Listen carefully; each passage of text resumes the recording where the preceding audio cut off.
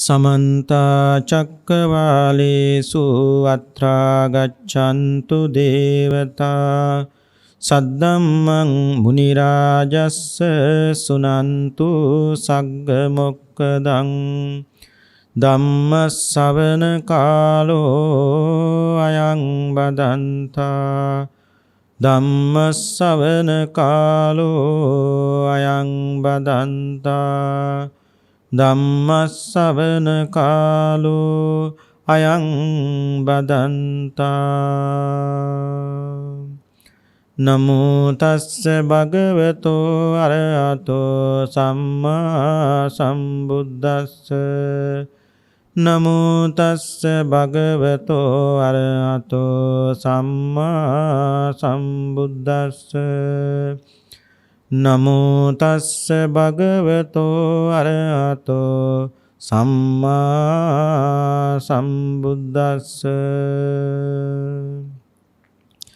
පංචමේ ආවුසෝ ආගත පටිවිනයා යන්ත භික්ඛුනෝ uppannෝ ආගතෝ සබ්බසෝ පටිවිනේ තබ්බෝ කතමේ පංච ඉදාවුසෝ ඒකංචෝ පුංගලෝ අපරිසුද්ධ කාය සමාචාරෝ හෝති පරිසුද්ධ වචී සමාචාරෝ ඒව රූපේපි ආවුසෝ පුග්ගලා ආගතෝ පටිවිනේ තබ්බෝති.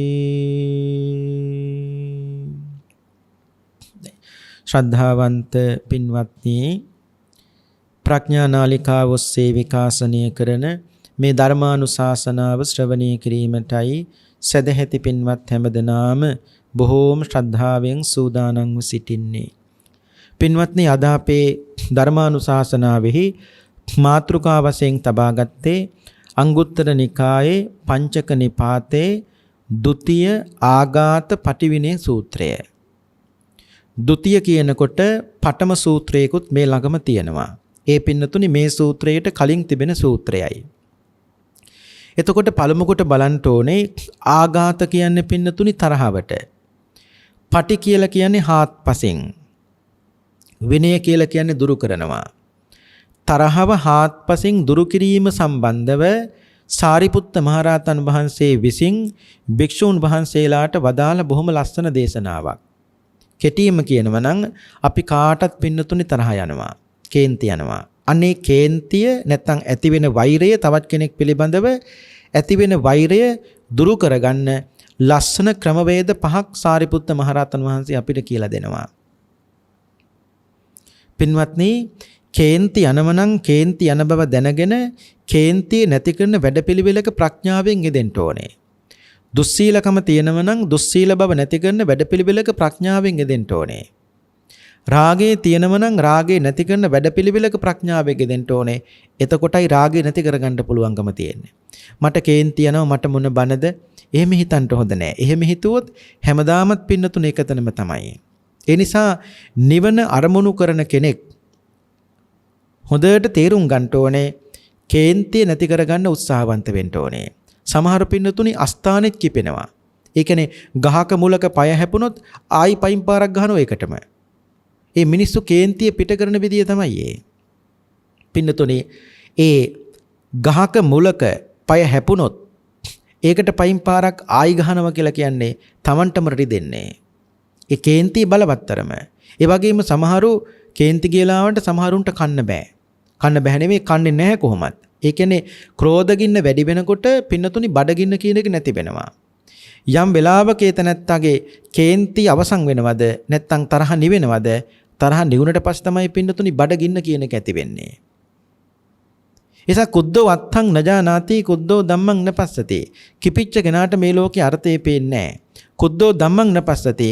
කිපිච්ච කෙනාට මේ ලෝකේ ධර්මයේ පේන්නේත් නැහැ.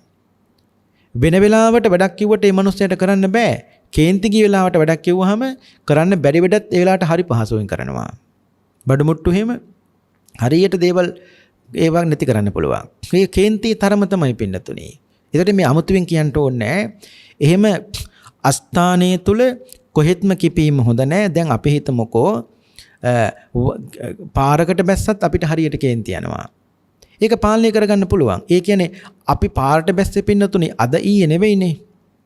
අපි දන්නවා පාරට බැස්සා මිනිස්සු අරින් යනවා මෙහෙන් යනවා අරින් දාන යන මනුස්සයා කොහොමද යනවා.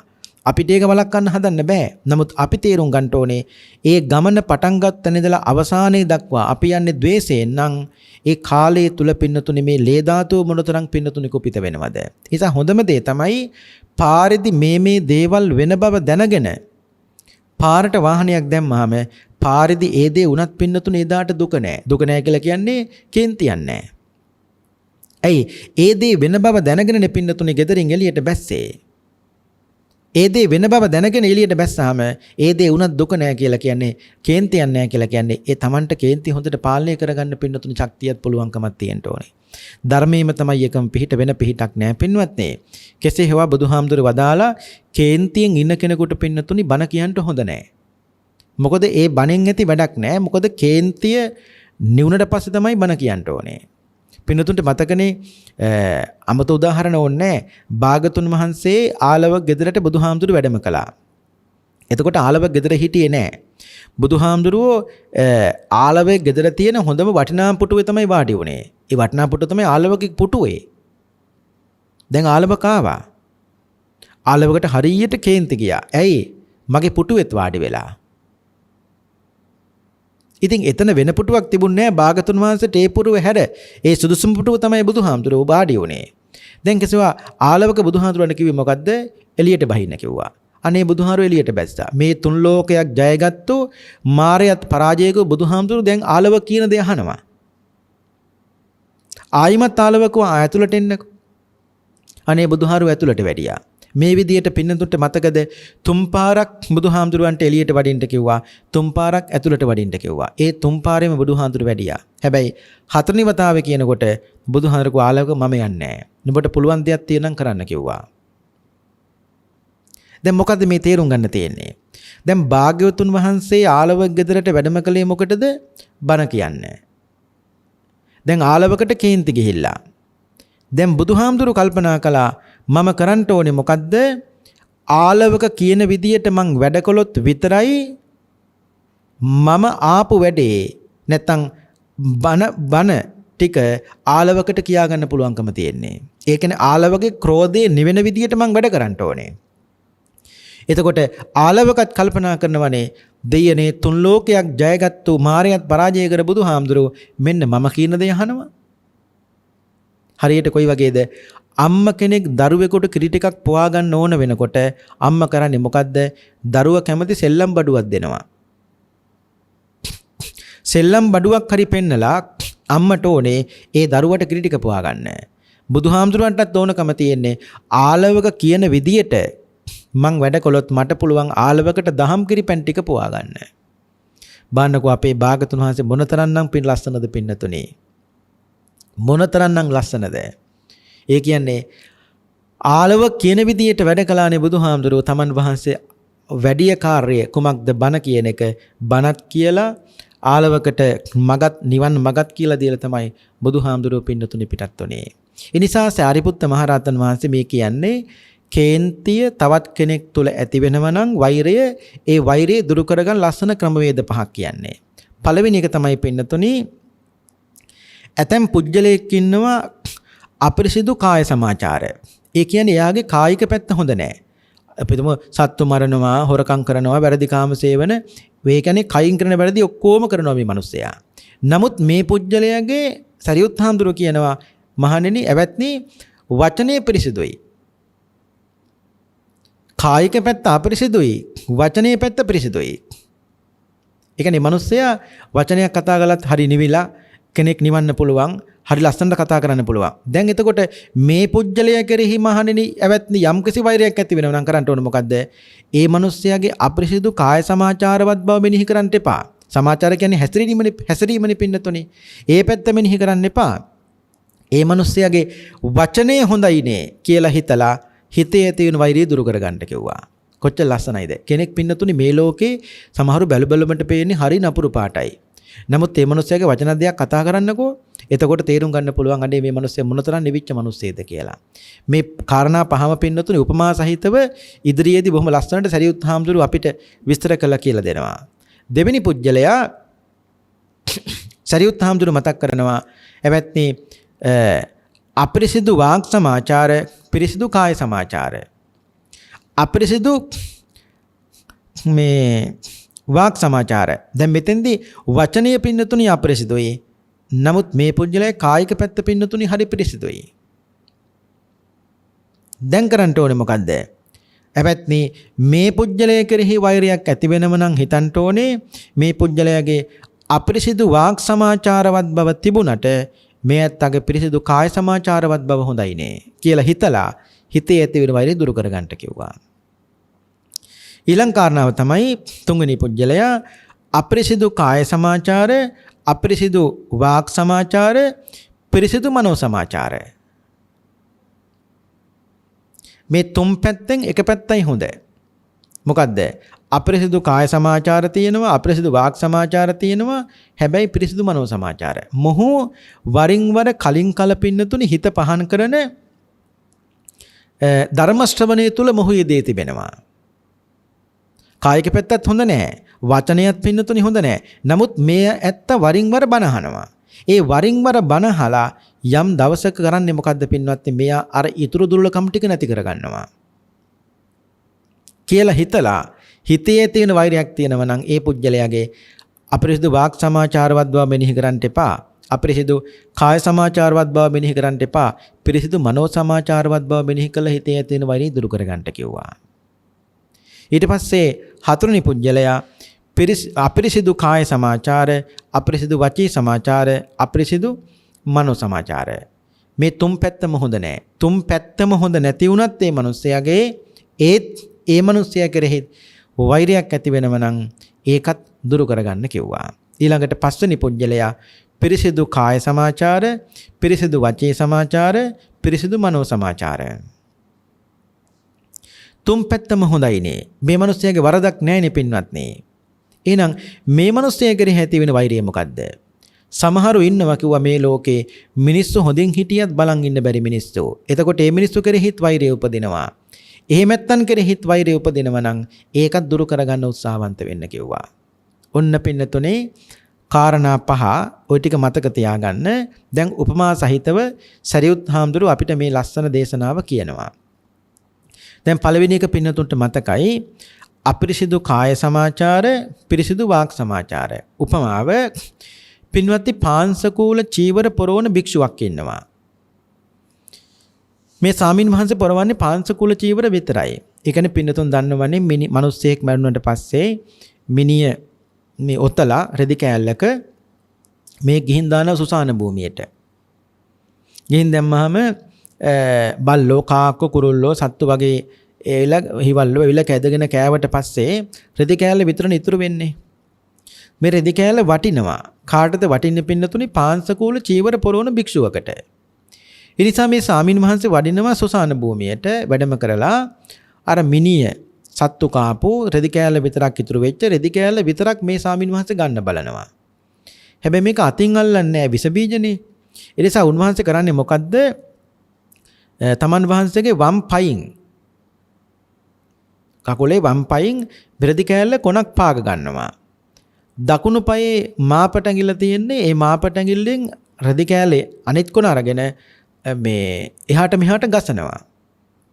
මේ ගස උන්වහන්සේ බලන්නේ මොකද්ද? මේ රෙදි කෑල්ලේ මට හොඳ කොටසක් තියෙනවද ගන්න.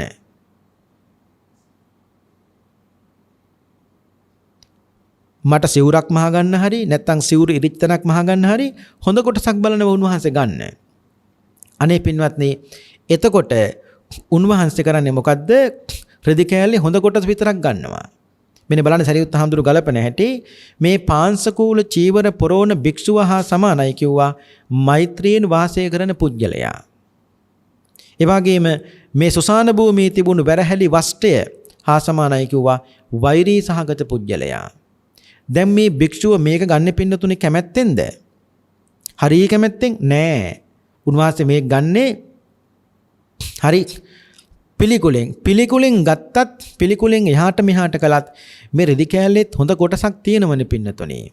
ඒ වගේ මේ ලෝකේ මිනිස්යන්ගේ මොනතරම් පින්නතුනේ කායික පැත්ත අපරිසිදු වුණත් හිතන්න කිව්වා අර සුදු රෙදි කෑල්ලේ නැත්නම් අර මිනියතපු රෙදි කෑල්ලේ හොඳ කොටසක් ගන්න තියෙන වගේ හිතන්න කිව්වා මේ මිනිස්යාගේ වාක් සමාචාරවත් බව පිරිසිදුයි කියලා හිතලා හිතේ තියෙන වෛරය දුරු කරගන්න කිව්වා. කොච්චර ලස්සනයිද? උන්වහන්සේ පැහැදිලි කරනවා මේ රෙදි කෑල්ලේ දුර්වල තැන අයින් කරලා හොඳ කොටස විතරක් අරගෙන මේ භික්ෂුව සිවුර මහගත්තා වගේ හිතන්න ඕන කිව්වා. පිරිසිදු වාක් සමාචාරවත් බව මෙනෙහි කරන්න, අපිරිසිදු කාය සමාචාරවත් බව මෙනෙහි කරන්නට එපා. දෙවෙනි පුජ්‍යලයා සරියුත් හාමුදුරුවෝ මතක් කරනවා අපිරිසිදු කාය සමාචාර, පිරිසිදු වාක් සමාචාර. ඒ කියන්නේ කායික පැත්ත පින්නතුනි සත්තු මරනවා, ඒ ටික ඔක්කොම කරනවා. මේ නෑ වචනේ පැත්ත පින්නතුනි හරි අපිරිසිදුයි. එනුවට කායික පැත්ත පින්නතුනි හරි පිරිසිදුයි. කතා කළොත් කට ඇරියොත් කියන්නේ පින්නතුනි බොරු, අමිහිරි වචන, සම්පප්පලාප, අල්ලාප සල්ලාප. නමුත් ඒ පුජ්‍යලයාගේ සත්තු මරන්නේ නැහැ. හොරකම් කරන්නේ නැහැ. වැරදි කාම සිවුන කරන්නේ නැහැ. එතකොට හිතන්න ඕනේ මොකද්ද? මේ මිනිස්සයා වචනේ හොඳ නැති වුණාට දෙයනේ මේ මිනිස්සයාගේ කායික පැත්ත හොඳයිනේ කියලා හිතලා හිතේ ඇති වෙන වරිය දුරු කරගන්න කිව්වා. උන් බලන්න සරියුත් මහරහතන් වහන්සේ උපමාවක් අරගෙන කියනවා දැඩි ග්‍රීස්මෙන් යුක්ත මිනිස්සෙක් ඉන්නවා. ඒ කියන්නේ පිපාසයෙන් පීඩිත වෙච්ච ක්ලාන්ත වෙච්ච මිනිස්සෙක් ඉන්නවා. මේ මිනිස්සයා පින්වත්නි බහිනව පොකුණකට. පොකුණකට බැහැලා මේ පොකුණේ උඩ තියෙනව දියසෙවිලි. ඒ කියන්නේ පාසි තියෙන දිය දැකලා මේ මිනිස්සයා කරන්නේ අත් දෙකෙන් පාසි යන්තම් එහාට මෙහාට කරනවා. දැන් මේ මිනිස්සයාට මොනවද ඕනේ? වතුර ටිකක් බොන්න ඕනේ. ඒකට කරන්න ඕනේ පාසි එහාට මෙහාට කරනවා. පාසි එහාට මෙහාට කරලා මේ මිනිස්සයා දෝතින් වතුර අරගෙන බොනවා. ඔන්න බලන්න ගලපර හැටි සරියුත් හාමුදුරුවෝ මේ දියසෙවිලි වගේ දැන් ග්‍රීස්මෙන් යුක්ත පුජ්‍යලයා හා සමානයි කිව්වා මේ මෛත්‍රියෙන් වාසය කරන පුජ්‍යලයා. දියසෙවිලි දිය පැලෑටි වගේ තමයි කිව්වා. මොකද්ද? අපිරිසිදු වාක් සමාචාර. අපිරිසිදු වාක් සමාචාර හරියට මේ දියසෙවිලි දිය පැලෑටි සමානයි කිව්වා. දැන් කරන්න ඕනේ මොකද්ද? දියසෙවිලි දිය පැලෑටි එහාට මෙහාට කරනවා. ඒ කියන්නේ ඒ මිනිස්යාගේ අපිරිසිදු වාක් සමාචාරවත් බව පැත්තකට දානවා. මොකද්ද ගන්නෙ? පිරිසිදු වතුර ටික අරගෙන බිව් වගේ තමයි කිව්වා. අර පිරිසිදු කාය සමාචාරවත් බව පැත්ත විතරයි පින්නතුනි මෙනෙහි කරන්නේ. ඒ මෙනෙහි කරලා කරන්නේ මොකද්ද? හිතේ තියෙන වෛරය දුරු කරගන්නවා. ඒකයි පින්නතුනි මේ කියන්නේ මේ ලෝකෙ මිනිස්සු මේ දුටු පමණින් දැක්ක පමණින් කවදාවත් එහෙම තීරණය කරට එන්න එපා. දැන් කෙනෙක් මලාට පස්සෙත් මරණයටපත් වුණාට පස්සෙත් අපි සමහර වෙලාවට පින්නතුනි මේ මිනිස්සයා ගතිය තීරණය කරනවා. ඒ ගතිය අපි තීරණය කරන්නේ කොහොමද? ඒ මිනිස්සයා ජීවත් වෙච්ච විදිය බලලා. ජීවත් වෙච්ච විදිය බලලා කෙනෙක් මලාට පස්සේ ගතිය තීරණය කරන අපිට බෑ පින්වත්නි. හේතුව තමයි මැල්ලා තියෙන්නේත් කෙලෙස් සහිත මිනිහෙක්නේ. ඒ කතාව කියන්නේත් කෙලෙස් තියෙන අපිමයි. ඉතින් අපි ළඟ කෙලෙස් තියාගෙන කෙලෙස් සහිත මිනිහෙක් මැරුණාට පස්සේ අපි කොහොමද කියන්නේ ගිහිලා අතනයි මෙතනයි ඉපදුනේ කියලා? අපිට එහෙම කියන්න බෑ. එනිසා මේ කර්ම විශේෂ කියන කර්ම විභාගය කියන එක ඒක භාගතුන් වහන්සේටමයි පින්වත්නි. ඔන්න බලන්න බුදුහාරු වරක දේශනා කරනවා අකුසල කරනව දුගතිය උපදිනවා. ඒක හරිනේ. අකුසල කරනව සුගතිය උපදිනවා. කුසල කරනවා සුගතිය උපදිනවා, කුසල කරනවා දුගතිය උපදිනවා. දැන් මේ කතාව තේරුම් ගන්න ඕනේ. අකුසල කරනවා සුගතිය උපදිනවා. එතකොට අකුසල කරාම කෙනෙක් සුගතිය උපදින්නේ කොහොමද? බුදුහාමුදුරු දේශනා කරනවා ආනන්ද මේ ලෝකේ කෙනෙක් අකුසල කළ සුගතිය උපදින්නේ ඒ ඇත්ත ජීවිතේ මුල හරි මැද හරි අග හරි කරගත්තු කුසලයක් ඔහු අවසාන මොහොතේ මතක් කරගන්නවා. මතක් කරගෙන తాවකාලිකව උපදිනව සුගතියේ සදාකාලිකව නෙවෙයි తాවකාලිකව උපදිනව සුගතියේ. හැබැයි ඔහු වැඩිපුර කළ තියෙන අකුසලේ නම් එදාට අකුසලේ බලවත් වෙනවා. හිතන්න එපා මේ අකුසල කරලා ඉතිපිසෝ ගාතාව කී මරුණයි කියලා සුගතිය උපදී කියලා. සුගතිය උපදී. නමුත් පින්නතුනි දවස් කීපයකට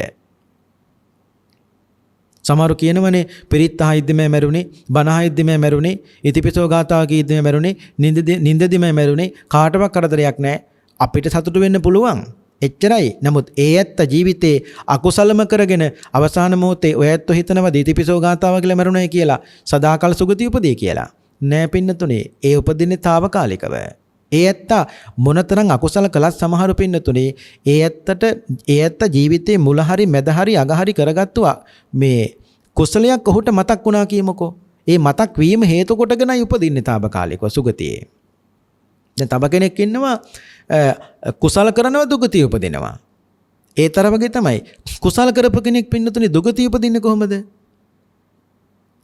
ඒ ඇත්ත ජීවිතේ මුල හරි මැද හරි අග හරි කරගත්තු අකුසලයක් පින්නතුනේ ඔහුට මතක් වෙනවා.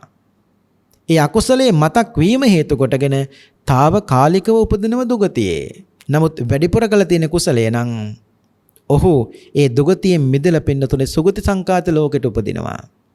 දැන් උදාහරණයක් පින්නතුනේ කියන්නම්. දැන් මල්ලිකා දේවිය මතකයිනේ. මල්ලිකා දේවිය ඉන්න කම්ම කරගත්තේ කුසල්නේ. නමුත් මල්ලිකා දේවියට මේ අවසාන මොහොතේ මතක් වුණේ අකුසලයක්. ඒ අකුසලේ පින්නතුන් දන්නව මොකක්ද කියලා? ජීවිතයේ මුලද මන්ද, මැදද මන්ද, අගද මන්ද මල්ලිකා දේවිය අකුසලයක් කරගත්තා. ඒ අකුසලයේ හේතු කොටගෙනයි මල්ලිකා දේවිය తాවකාලික පින්නතුනි අවීචී දවස් 7කට ඉපදුනේ. නමුත් ඇයට බලවත් උනේ මොනවද? පින්නතුනි කුසලයනේ. අන්න තේරුම් ගන්න ඕනේ. ඒ නිසා හොඳට මතක තියාගන්න ඕනේ. කෙනෙක් මලාට පස්සේ ඒ ඇත්තගේ ඊළඟ ගතිය පින්නතුනි අපිට තීරණය කරන්න බෑ. මොකද අපි ළඟ කෙලස් තියෙනවනේ. මැල්ල තියෙනෙත් කෙලස් සහිත මිනිසෙක් නිසා. ඒ නිසා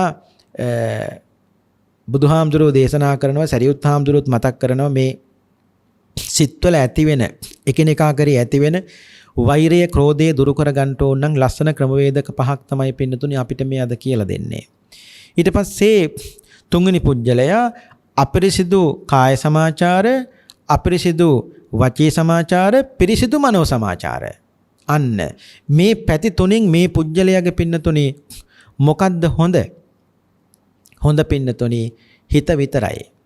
ඒ කියන්නේ මානසික පැත්ත හොඳයි. සත්තුත් මරනවා. ඒ වගේම මේ වචනයත් හොඳ නෑ. අල්ලාප සල්ලාප හරියට කතා කරන. නමුත් මේ ඇත්ත වරින් වර හිත පහන කරන ධර්ම ශ්‍රවණිය තුල යෙදී තිබෙනවා. මේ ළඟදී මහත්තයෙක් ආවා බණකට ආරාධනා කරන්න. අම්මගේ අවුරුදු 80 වෙනි උපන්දිනේට බණක් කියන්න. එතකොට අම්මගේ අවුරුදු 80 වෙනි උපන්දිනේට බණක් කියන්න කියලා තියෙන්නේ අම්මා. පුතේ මගේ උපන්දිනේට බණක් කියන්න ඕනේ. පුතා තමයි ආවේ බණට ආරාධනා කරන්න. ආරාධනා කරලා මේ පුතා යනකොට කියනවා හාමුදුරුවනේ ඔය කියන බණ අම්මට කියන්න කිව්වා. මං වෙයි කියලා. නෑ හාමුදුරුවනේ අම්මා කොච්චරවත් බණ අහනවා. ඒ වුණාට අම්මා මේ දුම්බලවර මතට ගත්තු ගමන් කුවේ ඉන්නේ. ඒ කියන්නේ මේ අම්මට කේන්ති යනවා කියලා මේ කියන්නේ. මං කව මහත්තයා අපි පුංචි කාලේ අපිට කතා කරන්න බෑ. අපි අඬනකොට ඉරියව් පවත්වනකොට තමයි අම්මා දන්නේ දැන් කිරියෝනේ දැන් බඩගිනි වෙලා මේ ටික අම්මා දන්නවා. අපේ මනස හඳුනගෙන අම්මා අපිට එදා අවශ්‍ය ටික දුන්නා. දැන් අම්මට අවුරුදු 80 නම් අපි කරන්න ඕනේ අම්මගේ මනස හඳුනගෙන ඒ අවශ්‍ය ටික සම්පාදනය කරන මිසක ඒ කේන්ති ගන්න එක අනිත් එක අම්ම යන්තම් හරි බන ටිකක් හරි අහනවනේ. ඒ අම්මගේ වචනේ හොඳ නැති වෙන්න පුළුවන්. කායික පැත්ත හොඳ නැති වෙන්න පුළුවන්. නමුත් ඒ අම්මා වරින් වර ධර්ම ශ්‍රවණයේ තුල යෙදී තිබෙනවනේ. ධර්ම ශ්‍රවණයේ තුල යෙදී තිබෙන නිසා ඒ අම්මා කවදා හෝ දවසක වචනයත් හොඳ කරගනීවි. ඒ වගේම කායික පැත්තත් හොඳ කරගනීවි. බලනකොට අපිට මොකක්වත් නැහැනේ මහත්තයා. අපේ කායික පැත්තත් හොඳ නැහැ. අපේ වාචික පැත්තත් හොඳ නැහැ. අපේ මානසික පැත්තත් හොඳ නැහැ. ඒ අම්මගේ මානසික පැත්ත හරි හොඳයිනේ. ඉතින් ඒ වෛරය දිගින් දිගට ගියොත් පින්නතුනි කවදාවත් ඒව කෙලවර වෙන්නේ නැහැ. අර කාලි යක්ෂණියගේ වෛරය වගේ දිගින් දිගට යනවා. දේවදත්තත් ඉතින් හාමුදුරුවෝත් පලිගත්තේ බුදුහාරුවන්ගෙන් මේ ආත්ම විතරක් නෙමේ සංසාරේ පුරාම ආපු පින්නතුනි එක එක දේවල් නිසා තමයි මේ වෛරය බුද්ධත්වයට පත් වෙලත් පින්නතුනි ඒව මතුවෙලා ආවනේ. දේවදත්ත හාමුදුරුව වෛර කරන්න. එයා තේරුම් ගන්න ඕනේ ඒවා ඉවර කර ගන්න ඕනේ. ඉවර කරගන්න බැරි වුණොත් ආත්මයක් ගානේ භවයක් ගානේ ඒව දිගින් දිගට පින්නතුණු යන්න පුළුවන්කම තියෙනවා. දැන් යශෝදරාව ඒ කියන්නේ දෙවත්ත හාමුදුරුවන්ගේ නංගිනේ නැගණිය අරගෙන ගියා කියලා තමයි සිද්ධාර්ථ ගෞතමයන් වහන්සේත් එක්ක වෛර බඳින්න පටන් ගත්තේ. ඒ වෛරය අද ඊයකද්ද නෑ පින්නතුනේ. අතීතේ ඉඳලා ආපු වෛරය තමයි නැවත මතුවෙලා ඇවිල්ලා පලිගන්න පටන් ගත්තේ. ඒකෙන්ම තේරෙනවනේ. ඒසා ඒවා ඉක්මනට අහක් කරගන්න ඕනේ. අයින් කරගන්න ඕනේ. ඉතින් ඒ අයින් කරගන්න පුළුවන් ලස්සන ක්‍රමවේදයක් තමයි සරියුත් හාමුදුරුවෝ මේ අපිට කියලා දෙන්නේ. දැන් ඔන්න අපරිසුදු කාය සමාචාර, අපරිසුදු වාක් සමාචාර, පිරිසුදු මනෝ සමාචාර. මෙන්න බලන්නකෝ සරියුත් මහරහතන් වහන්සේ කියන උපමාව. උන්වහන්සේ කියනවා ග්‍රීස්මෙන් ක්ලාන්ත වෙච්ච පීඩිත වෙච්ච මිනිස්සෙක් ඉන්නවා. ඒ කියන්නේ පිපාසිත වෙච්ච. හැම තැනම වතුර හිඳිලා. හැබැයි ගොංකුරේ ඇතුලේ වතුර ටිකක් තියෙනවා. ගොංකුරේ කියන්නේ පින්නතුනේ මේ හරකෙක් පොළවේ අඩිය ගැහුවට පස්සේ එතන වතුර පිරලා තියෙනවා. හැමතැනම වතුර ටික හිඳිලා. නමුත් හරකයි ගොංකුරේ ඇතුලේ විතරක් වතුර ටිකක් තියෙනවා. අපි කියන්නේ ගව පියසටහන කියලා. දැන් ඉතින් තිබහ තියෙන මිනිස්සයාට මේ ගව පියසටහනේ තියෙන වතුර ටික වාදනයකින් ගත්තොත් බොන්න බෑ. කැළතෙනවනේ. දැන් කරන්න ඕන මොකද්ද? ඇවැත්නි මේ මිනිස්සයා කරන්න ඕනේ මේ හරකයි කුරේ වතුර පිරලා තියෙන තැන එතන දන ගහ ගන්න ඕනේ. දන ගහගෙන අත් දෙක පිටිපස්සට තියා ගන්න ඕනේ. තියාගෙන හිමීහිට මූණ ලං කරලා කට ලං කරලා වතුර ටික බොන්න ඕනේ. ඔන්න බලන්න උපමාව. දැන් පිපාසයෙන් පීඩිත වෙච්ච මිනිස්සයාට ගොංකුරේ ඇතුලේ තියෙන වතුර ටිකත් වටිනවා. දැන් සරියුත් හාමුදුරුවෝ ගලපනවා ග්‍රීස්මෙන් යුක්ත පුජ්‍යලයා හා සමානයි කිව්වා මෛත්‍රියෙන් වාසය කරන පුජ්‍යලයා. මේ ගව පිය සටහන ඇතුලේ තිබුණු පිය සටහන වගේ තමයි කිව්වා වෛරී පුජ්‍යලයා. හරකෙක් අඩිය ගහපු තැනක වලක් හැදෙනවනේ. ඒ වලේ වැස්සහම වතුර පිරෙනවා. පිපාසයෙන් ඉන්න මිනිස්සයාට හැමතැනම වතුර වේලිලා නම් ඒ ගව පිය සටහන ඇතුලේ තියෙන වතුර ටික පින්නතුනි වටිනවා. ඒ ගව පියසටහන වගේ තමයි මොකද්ද? වෛරී සහගත පුජ්‍යලයා. ඊට පස්සේ ගව පියසටහන ඇතුලේ තියෙන වතුර සල්පය වගේ තමයි කිව්වා මේ පුජ්‍යලයාගේ ඇතුලේ පින්නතුනේ තියෙන මද ගුණයක්. මද ගුණයක් තියෙනවා. අන්නේ මද වූ ගුණය තමයි ගන්න ඕනේ. ඒ කියන්නේ කායික පැත්තත් හොඳ නෑ, වාචික පැත්තත් හොඳ නෑ. නමුත් මේ පුජ්‍යලයාගේ මානසික පැත්ත හොඳයිනේ. ඒ කියන්නේ වරින් වර හිත පහන් කරන ධර්ම ශ්‍රවණයේ කොහොම පින්නතුනේ යෙදී තිබෙනවා. අන්න එතකොට හිතන්න ඕනේ මේ මිනිහගේ මොන දුර්ලකම තිබුණත් දෙයනේ බණඩින්ගිත්තක් හරි අහනවනේ. කවදාද මේ මිනිස්සයා හැදෙයිනේ. ඊතර දුර්ලකම් ටික මේ මිනිස්සයා බණහලා හරි කමක් නැති කරගනීවිනේ කියලා හිතලා හිතේ තියෙන වෛරය පින්නතුනේ දුරු කරගන්න ඕනේ. සමහරුන්ට ගෙදර ලයිට් එකක් වැඩිපුර දැම්මත් ඒත් කේන්ති යනවා. ඒක නිව්වත් ඒත් කේන්ති යනවා. මේ පුංචි දේවල් වලට අපරාධේ. ඒ කියන්නේ පින්නතුනි නිකන් හිත දූෂණය කරගත්තාම කේන්ති ගත්තාම ලේ ධාතුව සෑහෙන්න පින්නතුනි කුපිත වෙනවා.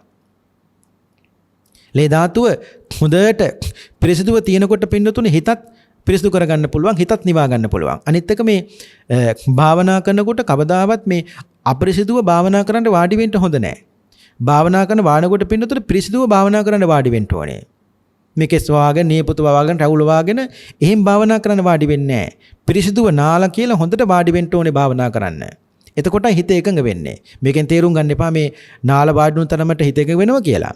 ඒකනේ මේ කිව්වේ අපිරිසිදුව භාවනා කරන වාඩි වුණාම පින්නතුනේ මේ හිත වද දෙනවා. අනිත් එක නිතර කකුල් හොදන්න ඕනේ. පාස හොදන්න ඕනේ. නිතර පාස හොදනකොට පින්නතුනේ මේ ඇඟේ දැවිල්ල කියන එක අඩු වෙනවා. නැත්තම් මේ කකුල් අපිරිසිදුව තිබුණාම භාවනා කරන භාවනාව මේ කකුල් දෙකට දාඩිය දානවා. ඒ දාඩිය දානකොට මේ ගඳ එනවා. ඒක මනසට බාධාවක් නේ. බුදුහාරු දේශනා කරන්නේ. ඉතින් ඒ නිසා මේ අපිරිසිදු භාවනා කරන වාඩි වෙන්න එපා කොයිලාකවත් පිරිසිදුවයි පින්නතුනි භාවනා කරන්න වාඩි වෙන්න ඕනේ. ඇඟපත හොදගෙන නාලා කියලා එහෙම වාඩි වෙන්න ඕනේ. එතකොට හිතක් එකඟ කරගන්න ලස්සනට පින්නතුනි පුළුවන්කම තියෙන. ඉතින් මේ කිව්වේ දන්න කරුණෝ මේ දැන ගැනීම පිණිස. ඉතින් තේරුම් ගන්න ඕනේ පින්වත්නි මේ සරියුත් මහ රහතන් වහන්සේ මේ කියන්නේ ග්‍රීස්මෙන් යුක්ත පුජ්‍යලයා හා සමානයි වෛරී සහගත පුජ්‍යලයා. ඒ වගේම ගව පියසටහන සමානයි වෛරී සහගත පුජ්‍යලයා. මේ ගව පියසටහන ඇතුලේ තිබුණු ජල ටික නැත්නම් වතුර ටික වතුර සල්පේ වගේ තමයි පින්නතුනේ. මේ මිනිස්යාගේ මොන දුර්ලභකම තිබුණත් තියෙනව පින්නතුනි මද වූ ගුණයක්. කොච්චර ලස්සනයිද බලන්න උගන්නන විදිය. හැමතැනම වතුර නැතිකොට නිකන් හිතන්නකො මේ ගව පියසටහන ඇතුලේ තියෙන වතුර ටික කොහොමනසට කොච්චර වටිනවද කියලා. ඒ වගේ මිනිස්සුන්ගේ මොන දුර්ලභකම තිබුණත් පින්නතුනි මොකක් හරි ගන්න දෙයක් තියෙනවා. ඒ ගැන හිතලා හිතේ ඇතින වෛරය දුරු කරගන්න. ඊට පස්සේ හතරවෙනි පුජ්‍යලයා අපරිසිදු කාය සමාචාර, අපරිසිදු මේ වාක් සමාචාර, අපරිසිදු මනෝ සමාචාර. ඉතින් තුන් පැත්තම හොඳ නෑනේ. කායික පැත්තත් හොඳ නෑ, වචනයත් හොඳ නෑ, මනසත් හොඳ නෑ. ඉතින් මේ තුන් පැත්තම හොඳ නැති වුණත් මේ පුජ්‍යලයේ කෙරෙහිත් වෛරය එතනකොට දුරු කරගන්න කියලා සරියුත් හාමුදුරුවෝ කියනවා. ඕන බලන්න උන්වහන්සේ කියන උපමාව කියන මේ රෝගී වෙලා දුකටපත් වෙච්ච මිනිස්සෙක් ඉන්නවා. දැන් මේ මිනිස්සයා බෙහෙත් ටිකක් ගන්න තමන්ගේ ගමෙන් එහා ගමට යනවා. ගම් දෙක මැද්දේදී මේ මිනිස්සයා පින්නතුණි මේ හොඳටම අසනීප වෙනවා. දැන් එතකොට පහු කරපු ගමත් දුරයි. ඒක තමන්ගේ ගම. වෛද්‍යවරයා මේ කියන්නේ වෙද මහත්තයා ඉන්න ගමත් දුරයි. මේ ගම් දෙක මැද්දේදී මේ මිනිස්සයා තනි වෙනවා. විතරක් නෙමෙයි ආහාරත් නැති වෙනවා, ක්ලාන්ත වෙනවා, තවත් ලෙඩ වැඩි වෙනවා. මේ රෝගියව දකින්නව තව මිනිස්සෙක් දැකලා මේ මිනිස්සයා කරන්නේ මොකද්ද? පුළුවන් හැටියට අර රෝගියට පින්නතුණි උපස්ථාන කරනවා. උපස්ථාන කරලා අන්තිමට ප්‍රාර්ථනා කරනවා අනේ කරදරයක් නැතුව ගමට ගියොත් මේ මිනිස්සයා මට ඇති. මේ මිනිස්සයා කරදරයක් නැතුව ගමට ගියොත් මට ඇති. ඔන්න ප්‍රාර්ථනාව.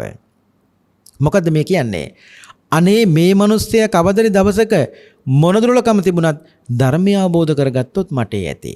අන්න ඒකයි කිව්වේ අපරිසිදු කාය සමාචාර, අපරිසිදු වාක් සමාචාර, අපරිසිදු මනෝ සමාචාර තුන් පැත්තම හොඳ නැති උනත් හිතන්න ඕනේ මොකද්ද? කවදරි දවසක ධර්මය අවබෝධ කරගන්න නැතේ. කවදරි දවසක ධර්මය අවබෝධ කරගනීවිනේ. අනේ මට එහෙම ධර්මය අවබෝධ කරගත්තොත් හොඳට ඕම ඇති. එහෙම කියන මිනිස්සු ඉන්නව පින්නතුනේ. මිනිස්සුගේ මොනදුලකම් තිබුණත් එහෙම කියන අනුන්ට ප්‍රාර්ථනා කරන එහෙම මිනිස්සු ඉන්නවා. අනේ මේ ධර්ම මාර්ගයට වැටුනොත් මේ මිනිස්සයා කොච්චර හොඳ මිනිස්සෙක් වෙයිද කියලා හිතන මිනිස්සු ඉන්නවා. මොනතරම් වැඩක් කරන්න පුළුවන් මිනිස්සෙක්ද හොඳ පැත්තට දාගත්තොත්. එහෙම කතා කරන මිනිස්සු ඉන්නවා. ඔන්න බලන්න සරියුත් හාමුදුරු මේ ගලපන හැටි මේ අනාථ වෙච්ච ගිලනාහා සමානයි පින්නතුනි සියලු පව් වලින් යුක්ත මිනිස්සයා. එකක්වත් කුසල් වැඩක් කරන්නේ නැහැ. අකුසල්මයි පින්නතුනි කරන්නේ. අනාථ වෙච්ච ගිලනා වගේ තමයි සියලු පව් වලින් යුක්ත පුජ්‍යලයා. ඊට පස්සේ මේ මිනිස්සයාට තියෙනවා දිග ගමනක් යන්න. ඒ දිග ගමන වගේ තමයි කිව්වා අගක් මුලක් නොදැති මේ සංසාරේ. ඊළඟට ඉදිරියෙන් තියෙන ගමත් දුරයි, පහු කරපු ගමත් දුරයි. ඒ කියන්නේ ගම්වලට දුර බව වගේ තමයි නිවනට මේ පුජ්‍යලයා බොහෝ දුරයි. ඊට පස්සේ කියනවා ගැළපෙන භෝජනයක් මේ මිනිස්සයාට ලැබෙන්නේ නැහැ පින්නතුනේ මේ ගම් දෙක මැද්දේදී. ඒකෙන් කියනවා ශ්‍රමණ ඵලයක් මේ මිනිස්සයාට ලැබෙන්නේ නැහැ. ශ්‍රමණයන් වහන්සේ නමක් හම්බෙන්නේ නෑ. ඊළඟට කියනවා සුදුසු බෙහෙතක් නොලැබීම වගේ තමයි කිව්ව සමත විදර්ශනාදී භාවනාවකටවත් මේ මිනිස්සේ හිත නිකම්වත් යොමු කරන්නේ නෑ පින්වත්නි. ඊළඟට උපස්ථායකයෙක් නොලැබීම වගේ තමයි කිව්ව අවවාදයක් අනුසා තමන්ගේ හිතේ ඇතිවෙන කෙලෙස් ටික නිවා ගන්න පුළුවන් විදියට ක්‍රමවේදයක් කියන්නවත් පුජ්‍යලයක් මේ මිනිස්සයට හම්බෙන්නේ නෑ. ඊළඟට ග්‍රාමාන්තර නායකයෙක් මඟ පෙන්වන්නෙක් නැතුව වගේ තමයි කිව්වා තථාගත හෝ තථාගත ශ්‍රාවකයෙක් කිසියම් පුජ්‍යලයක් ඔහුට පින්නතුනි මුණ ගැහෙන්නේ නැහැ. ඒ හැබැයි යම් පුජ්‍යලයක් ඔහු දැකලා කරුණාවෙන් උපස්ථාන කරලා ඒ පුජ්‍යලය කෙරෙහි මෛත්‍රියෙන් ප්‍රාර්ථනා කරනවා අනේ කවදා හෝ දවසක ධර්මය අවබෝධ කරගත්තොත් මට ඇති. ඔන්න බලන්නකෝ. ඔය පින්වත්නි හතරවෙනි පුජ්‍යලයා. ඊළඟට පස්වෙනි පුජ්‍යලයා සරියුත් මහ රහතන් වහන්සේ මතක් කරනවා පිරිසිදු කාය සමාචාර, පිරිසිදු වචී සමාචාර, පිරිසිදු මනෝ සමාචාර. මේ තුන් පැත්තම පින්නතුනි හොඳයි. ඉතින් මේ තුන් පැත්තම හොඳ නම් ඒ මිනිස්සය කෙරෙහි ඇති වෙන වෛරය මොකද්ද පින්වත්නි? සරියුත් මහ රහතන් වහන්සේ වදාලා එවත්නි මේ ලෝකේ මිනිස්සු ලස්සනට ඉන්නකොට ඒ මිනිස්සු කෙරෙහිත් මිනිස්සුන්ට වෛරය ඇති වෙනවා. ඔන්න බලන්න උපමාව. ඒත් අර වගේම ක්ලාන්ත වෙච්ච පිපාසිත වෙච්ච පින්නතුනේ මිනිස්සෙක් ඉන්නවා. මේ පිපාසිත වෙච්ච මිනිස්සයා බහිනම පින්නතුනේ සීතල ජලයේ තියෙන පොකුණකට. පහන් දිය සීතල ජලයේ පිරිසුදු තියෙන වත් පොකුණකට බහිනවා. පොකුණකට බහැලා මේ මිනිස්සයා වතුර බොනවා. වතුර බීලා මේකෙන් නානවා. නාලා ගොඩට ඇවිල්ලා මේ පොකුණේ ගොඩ තියෙනවා ගහක්. ඒ ගහයට මේ මිනිස්සයා නිදා ගන්නවා. නිදාගෙන සුවසේ පින්නතුනේ නික්මී යනවා. ඔන්න බලන්න මේ ගලපෙන හැටි. දැන් මෙහෙම කෙනෙකුට පින්නතුනේ කිසිම කරදරයක් නැහනේ. වතුරටත් බැස්සා, වතුරත් බිව්වා, ඒ මදිවට නෑවා, නාලා ගහකට නිදාගත්තා, දැන් ඔන්න ගියා. එතකොට මේ තැනත්තා ගැන කියනකොට පින්නතුන්ට හිතෙන්නේ නැද්ද අනේ කිසිම කරදරයක් නැති මිනිස්සෙක් නේ කියලා? හොඳින් ඉන්න මිනිස්සෙක් කියලා හිතෙන්නේ නැද්ද? හිතනවනේ. එතකොට ඒ හොඳින් ඉන්න ඒ මිනිස්සෙක් කෙරෙහි පින්නතුනේ ඇති වෙන වෛරය මොකද්ද? සරියුත් මහරහතන් වහන්සේ කියනවා ඒ මිනිස්සයා දකින්නකොට හිතන්න කිව්වා මොකද්ද? නාලා වතුර බීලා ගොඩටත් ඇවිල්ලා ගස් වෙන නිදාගෙන යාම් වගේ තමයි කො මේ මිනිස්සයාට අනේ කැමැති අරමුණු කැමැති ඉන්ද්‍රියන් වලින් කැමැති අරමුණු වල අරගෙන නිදහසේ ජීවත් වෙන්න පුළුවන් මිනිස්සෙක් නෙමේ කියලා. දැන් අපිට බාහිරින් අරමුණු ගත්තට පින්නතුනි අපි අරමුණු තුල ඇලෙනවනේ, අපි ගැටෙනවනේ. එහෙම අපිට ජීවත් වෙන්නට අමාරුයිනේ. නමුත් මේ මිනිස්සයා කැමැති දොරටු වලින් කැමැති අරමුණු අරගෙන සුවසේ ජීවත් වෙනවා.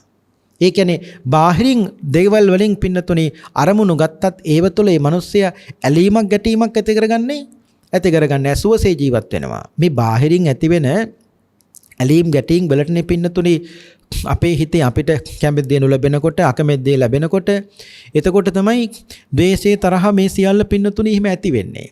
ඒක ස්වාභාවිකයි. නමුත් ඒක සාංශාරික වශයෙන් අපි ටික ගෙනාවට පින්නතුනේ ධර්මයත් එක්ක ගලපලා බලනකොට ඒක නැති කරගන්න පුළුවන්කම තියෙනවා.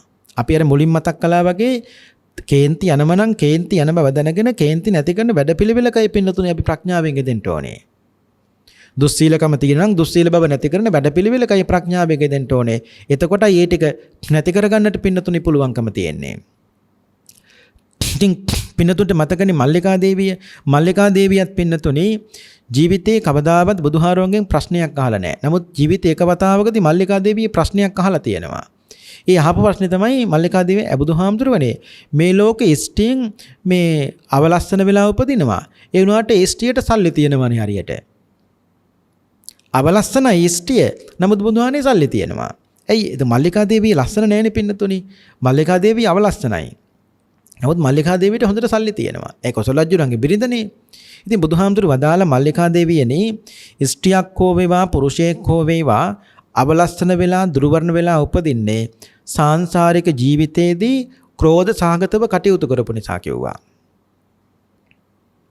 වෛර සහගතව කටයුතු කරපු නිසා කිව්වා. ඒ ඇති වෙන වෛරයක් සරියුත් හාමුදුරුවෝ කියන්නේ ක්‍රෝධයක් තියෙනවා නම් ඒක එහෙම ඇති වුණාට පස්සේ එතනින් ඒක අවසන් කරන්න ඕනේ. ඒක දිගින් දිගට පවත්වා ගන්නට ගියොත් පින්නතුනේ ඒකයි මතක් කළේ එකෙන් දෙකෙන් මේ ඉර වෙන්නේ නැහැ. දිගින් දිගටම පින්නතුනේ යන්න පුළුවන්. අනිත් එකට ගැටෙනකොට ඒ කියන්නේ එකක් කරනකොට තව එකක් කරනවා. තව එකක් කරනකොට තව එකක් කරනවා. එහෙම කරනකොට මතක තියාගන්න එක පැත්තක්වත් නිවෙන්නේ නැහනේ. ඒසා ප්‍රඥාව තියෙ නැත්නම් හොඳට කල්පනා කරන්න ඕනේ මේ දිගින් දිගට මේ ගැටීම ඇති වුණොත් මේ කෙලවරක් නැහැ. නිසා එක පැත්තක් නිවෙන්න ඕනේ. එක පැත්තක් නිවනකොට තමයි අනිත් පැත්ත පින්නතුනේ කොහෙත්ම එතකොට ඇවිලෙන්නේ නැහනේ. ඒ දෙපැත්තෙම වාදේ යනකොටනේ ඒ ඇවිලිල්ල නැත්නම් ඒ ඇවිස්සීම පින්නතුනේ ආයි වැඩි වෙන්න පටන් ගන්නෑ. ඒසා ධර්මානුකූලව දකින්න කෙනායක නිවා ගන්න කල්පනා කරන්න ඕනේ. පින්නතුනේ බුදුහාමුදුරුවෝ පින්නතුන්ට මතක ඇති අර මේ බුදුහාමුදුරුවෝ රජගහනුවර මේ වේළුවනාරාමේ වැඩ ඉන්න වෙලාවක බාරද්වාජ කියලා බමුණෙක් හිටියා. මේ බමුණට බැමිණියක් හිටියා ධනංජානි කියලා. ධනංජානි මියාගේ නම. ඉතින් ධනංජානි බැමිණිය පින්නතුනේ හරියම ශ්‍රද්ධාවන්තයි. බුදුහාමුදුරුවන්ට හරි ආදරෙයි. ඉතින් කුමන දේ වුණත් ඒ කියන්නේ කරදරයක් වුණාද දුකක් වුණාද ඒක පාටම කියන්නේ නමෝ තස්ස භගවතු වරහතෝ සම්මා සම්බුද්දස්ස කියනවා. මේකට හරියට කේන්ති වෙන මහත්යට. ඇයි කොයිලාවෙත් නමෝ තස්ස භගවතු වරහතෝ දවසක් ධනංජානිගේ පය එර මේ කකුල් දෙක පැටලලා ධනංජානි වැටුණා. අනේ වැටුණට පස්සේ ධනංජානි කිව්වේ නමෝ තස්ස භගවතු වරහතෝ සම්මා සම්බුද්දස්ස කියලා. එතකොට මහත්තයා භාරද්වාජ බමුණ අහනවා දැනොත් හොඳයිද නමෝ තස්ස භගවතු වරහතෝ සම්මා සම්බුද්දස්ස. අනේ මට මොන වුණත් මහත්තයෝ බුදුහාමුදුරුවෝ තමයි කිව්වා. ඒ කේන්ති ගන්නෑ. ස්වාමියා බයිනවා. නමුත් කේන්ති ගන්නෑ පින්නතුනේ. ඒ අය කියනවා භාරද්වාජ බමුණාණෙනි බුදුහාමුදුරුවෝ කවුද කියලා හඳුනගන්න එකපාරක් ජේතවනාරාමයට ගිහලා බුදුහාරුත් එක්ක වචනයක් කතා කරන්නකෝ. මම කියනවට. එතකොට ඔබතුමාට දැනගන්න පුළුවන් මම මේ කියන්නේ මොකද්ද කියලා. අනිත් එක පින්වත්නි හැමදාම උදේ දැන් අපි හැමදාම නිදා ගන්නකොට අඩුමතරම අපි දන්නවා අපේ පින්නතුන් ඉතිපිසෝ ගාතාවක් කියලා තමයි නිදාගන්නේ. නමුත් සිහියෙන් නිදාගත්තට අපේ ඇත්තෝ සිහියෙන් අවදි වෙන්නේ නැහැ. උදේ පාන්දර අවදිනකොට මහා කලබලින් නැගිටින්නේ. එහෙම එපා. සිහියෙන් නිදාගත්තා නම් සිහියෙන් අවදි වෙන්නත් ඕනේ. ඒ නිසා උදේ පාන්දර පින්නතුනේ අවදි වෙච්ච ගමන් සිහිය උපදවා ගන්න. සිහිය උපදවාගෙන ඇඳේ ඉඳගෙන හරි කමක් නැහැ වැඳ ගන්න. වැඳගෙන නමෝ තස්ස භගවතෝ අරහතෝ සම්මා සම්බුද්දස්ස කියන নমස්කාර පාඨයවත් තුන් පාරක් කියලා ඇඳෙන් පයි බිමට තියන්න පුරුදු වෙන්න. තවත් පුළුවන් නම් සබ්බේ සත්තා භවන්ත සුඛිතත්තා අද දවසේ මගෙන් දුකක් කිසිවෙකුටත් නොවේවා හැම සත්වයෙකුටම යහපතක්ම වේවා කියන මෛත්‍රී පූරාංගම සිතිවිල්ලෙන් පින්නතුණි අවදි වෙන්න පුරුදු වෙන්න. ඒක හරි වටිනවා. දරුවන්ටත් පුරුදු කරන්න ඕනේ. ඒ නිසා ඒ මානසිකත්වයෙන් අවදිනකොට පින්නතුණි ඒක එදාට විතරක් නෙවෙයි මුළු ජීවිත කාලෙම පින්නතුණි දිගින් දිගටම සිද්ධ කරන්න ඕනේ. ඊට පස්සේ බුදුහාමුදුරු වදාලා මේ තමන්ට මොනතරම් මෛත්‍රිය කළත් කවදාවත් සමාධියක් දියුණු වෙන්නේ නැහැ පින්වත්නි. අනුන්ට මෛත්‍රිය කළොත් විතරයි සමාධිය දියුණු වෙන්නේ. මොකද මේ ලෝකේ අපි අපිට තරම් වෙන කාටවත් පින්නතුනි ආදරේ නැහැනේ. අපි ඔය මොනම කිව්වත් අපි ආදරේ අපිට. ඒක තමයි ඇත්ත කතාව. අර කොසල් රජුරුව දවසක් යවුවනේ මල්ලිකා දේවියගෙන් මල්ලිකා දේවියනි ඔයා කාටද ආදරේ කියලා ඇහුවා. මල්ලිකා දේවිය එකපාරට කිව්වා මං ආදරේ මට කිව්වා.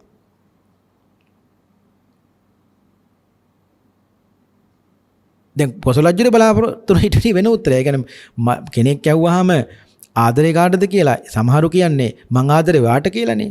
නෑ මල්ලිකා දේවිය කිව්වේ මම මට ආදරේ කිව්වා. කොසල් රජුන්ට හරියට දුක හිතලා බුදුහාමරට ගිහින් බුදුහාමුදුරුවනේ මල්ලිකා දේවියගෙන් මං ඇහුවා කාටද ආදරේ කියලා මල්ලිකා දේවිය කිව්වා මට කියලා. එයාට කියලා. ඉතින් බුදුහාමර කිව්වා ඉතින් කොහොමත් එහෙම තමයි රජතුමනේ. මිනිස්සු මේ ලෝකේ ආදරේ තමන්ට. ඔය මොනව කිව්වත්. ඒසා බුදුහාමුදුරු දේශනා කළා මේ තමන්ට මෛත්‍රී කළා කියලා කවදාවත් සමාධියක් දියුණු වෙන්නේ නැහැ පින්වත්නි. අනුන්ට මෛත්‍රී කළොත් විතරයි සමාධියක් දියුණු වෙන්නේ. මරණකම් කිව්වත් මම නිදුක් වෙම නිරෝගී වෙම මාසූපත් වෙමා කියලා කවදාවත් සමාධියක් දියුණු වෙන්නේ නැහැ. මොකද අපි ආදරේ අපිටයි. ඒ නිසානේ කියන්නේ මා මෙන්ම සීල සත්වයෝද කියලා කියන්නේ නිසා තමයි. නිසා සීල සත්වයන්ට මෛත්‍රී කළ දවසට තමයි සමාධිය දියුණු වෙන්නේ. නිසා ඒ ගෙදරින් පටන් ගන්න ඕනේ. නිවසෙන් පටන් ගන්න ඕනේ. පවුලෙන් පටන් ගන්න ඕනේ. එතකොට තමයි ටිකෙන් ටික දියුණු කරලා වැඩි දියුණු කරලා තව ඉස්සරහට පින්නතුනේ ලෝකයටම මෛත්‍රී කරන්න පුළුවන් විදියට හිත හදාගන්න Tamanට ශක්තිය තියෙන්නේ. ඊළඟට පින්නතුන්ට මතක ඇති අක්කෝස භාරද්වාජ බමුණා. බුදුහාමුදුරන්ට හරියට බැන්නනේ. නරක නපුරු පරුස වචනෙන් පාව බුදුහාන්ට බැන්නා. බැනලා අවසන් වුණාට පස්සේ බුදුහාමුදුරහනවා දැන් බැනලා ඉවරද කියලා ඇහුවා. දැන් ඉවරයි කිව්වා. බුදුහාර මොකද්ද කිව්වේ? බුදුහාර කිව්වා මම ඔය වචන අහලත් නැහැ, මම ඕවා දන්නෙත් නැහැ, මට ඕවා අයිතිත් නැහැ. නුඹම වචන ටික තියාගන්න කිව්වා. භාගතුන් වහන්සේ බොහොම ලස්සන උපමාවක් කරගෙන කියනවා මේ අක්කෝස භාරද්වාජ නුඹේ ගෙදරට කවුරු හරි කට්ටියක් එනවා කියලා කලින් දැනුම් දෙනවා. අනේ නුඹ ඉතින් කෑමත් ලෑස්ති කරගෙන බලන් ඉන්නවා අහවල පිරිස එනකන්. හැබැයි ඔන්න මෙන්න තියෙද්දී හේයැත්තෝ දැනුම් දීමක් කරනවා අද එන්න වෙන්නේ නෑ කියලා. එතකොට කැම ටිකට මොකද කරන්න කියලා ඇහුවා. එන්නේ නැත්තම් බුදුහාමුදුරුවනේ මමයි බිරිඳයි දරුවෝයි කැම ටික බොහොම සතුටින් කනවා කිව්වා. බුදුහාමුදුරුවොත් ඒ වගේ මතක් කරනවා. ඉතින් ඔය කියපු ඒවත් මට අයිති නෑ කිව්වා. ඔය වචන මට අයිති නෑ. මං වහලත් නෑ මම දන්නෙත් නෑ මං දැකලත් නෑ මට වැඩකුත් නෑ. ඒ නිසා නුඹම තියාගන්න කිව්වා. අර ඇත්තෝ නාවොත් කැමට ඒ කැම ටික කන්නේ නුඹනේ. ඒසා මම මේව බාර ගන්න නැත්නම් මේ වචන අයිති නුඹට. ඕව මට අයිති නෑ කිව්වා. පින්නතුනි බෝසතාණන් වහන්සේ නමක් මේ ලෝකේ බුදු වෙනකම් කරන්නේ නැත්තේ බැරි දෙකයි. එකක් බෝසතාණන් වහන්සේ කවදාවත් බුද්ධත්වයට පත් වෙනකම් පින්නතුනි බොරු කියන්නේ නැහැ. දෙක බෝසතාණන් වහන්සේ කවදාවත් බුද්ධත්වයට පත් වෙනකම් අනුංග දෙයක් හොරකම් කරන්නේ නැහැ. බොරු කියන්නේ අනුංග දෙයක් හොරකම් කරන්නේ නැහැ. ඒ කියන්නේ අනිත් කාමාදී අකුසල ධර්ම පින්නතුනේ භාගතුන් වහන්සේත් බෝසතාණන් වහන්සේතුනුත් පින්නතුනේ සංසාරේ සිද්ධ වෙනවා. හැබැයි ඔය වැරදි දෙක පින්නතුනේ කරන්නේ. ඊළඟට අර මොගලන් මහරහතන් වහන්සේ දවසක් පින්නතුන්ට මතක ඇති දෙව්දුවකගෙන් ගිහිල්ලා අහනවා මනුස්ස ලෝකෙදි මොන පින්කමක් කළා දිවි ලෝකේ ආවේ කියලා. ඒ කියන මොගලන් මහරහතන් වහන්සේ මම මනුස්ස ලෝකේ 16ක්. ගෙදර බත් තිව්වා, පිඟන් හේදුවා, ගේ අතු ගෑවා, ඕවා තමයි කළේ. එතකොට අනේ ස්වාමීනි බඩු මුට්ටු මගේ අතින් හරියට කැඩෙනවා. හාම්පුතා මට හරියට බනිනවා. හැබැයි මම කේන්ති ගත්තේ නෑ. අන්න බලන්නකෝ. ගෙදර 16ක්. බඩු මුට්ටු කැඩෙනවා. ඉතින් වැඩ කරන මිනිස්සුන්ගේ අතින් බඩු මුට්ටු කැඩෙන්නේ. ඉතින් එතකොට හාම්පුතා බයිනවා මට. දැන් මොගලන් මහරහතන් වහන්සේ අහනවා මේ දෙව්දුවගෙන් දෙව්දුව දැන් ඔය කෝ ඒ හාම්පුතා මනුස්ස ලෝකේ මම මෙහෙ කිව්වා. ඕන බලන්නකො පින්නතුනේ ගෙදර හාම්පුතා තාමත් අතන. ඒ කියන්නේ මනුස්ස ලෝකේ. නමුත් ගෙදර වැඩ කරපු 16 අන්න දිවි ලෝකේ. ඇයි ඒ? නකුජ්ජය කවදාවත් කිපුන්නේ නැහැ. වෛරයක් ඇති කරගත්ත නැහැ හාම්පුතා කරේ. ද්වේෂයක් ඇති කරගත්ත නැහැ හාම්පුතා කරේ. අන්න බලන්නකො 16ක් වුණත් පින්නතුනේ පිහිට උනේ අන්තිමට ධර්මයේනේ. රජෙක් වුණත් පිහිට වෙන්නේ ධර්මයේ තමයි. ওই ටික තමයි. අපි දවසකට කෝටියක් හම්බ කළත් පින්නතුනේ කන්නේ 3 වේලයිනේ. දවසකට කෝටියක් හම්බ කරන මිනිස්සයත් කන්නේ 3 වේලයි. ඊට වැඩිය කන්න බෑ. ඒ නිසා මහ ලොකු බලාපොරොත්තු තෘෂ්ණා ඒවා ගොඩ ගහ ගත්තාම පින්නතුනේ තෘෂ්ණා වැඩි වෙන්න සංසාරික ජීවිතෙත් පින්නතුනේ සෑහෙන දිග්ගැස්සෙනවා. ඒක තමයි ස්වභාවය. මනුස්සයන්ගේ ස්වභාවය කියන්නේ ආයුෂ වැඩි වෙන්න පින්නතුනේ තෘෂ්ණාවත් වැඩි වෙන ওই කාලවලට. දැන් අපි එකතු කරන්නේ මේ 100ටනේ. අපිට 100ට මෙච්චර තෘෂ්ණාවක් තියෙනව නම් අවුරුදු 80000ක් 90000ක් තියෙන කාලවල ලෝක මිනිස්සුන්ගේ ආයුෂ ඒ කාලේ පින්නතුනේ මිනිස්සුන්ට මොනතරම් තෘෂ්ණාවක් තියෙන්න ඕනද?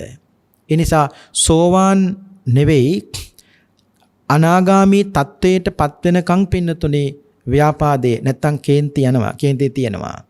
දැන් පින්නතුන් දන්නවනේ සක්කාය දිට්ඨි විචිකිච්ඡා සීලබ්බත පරාමාස කරන එයා සෝවාන් කාමරාග පටිග දෙක භාගයට තුනී කළා කියන්නේ එයා සකු르දාගාමී. එතකොට ව්‍යාපාදයේ තරහව පටිගය නැති වෙන්නේ කවදාටද? අනාගාමී තත්වයට පත්වෙච්ච දවසටයි පින්වත්නි. ඒ කියන්නේ අනාගා වෙනකන් ඒ තත්වයේ පින්නතුනි තියෙනවා.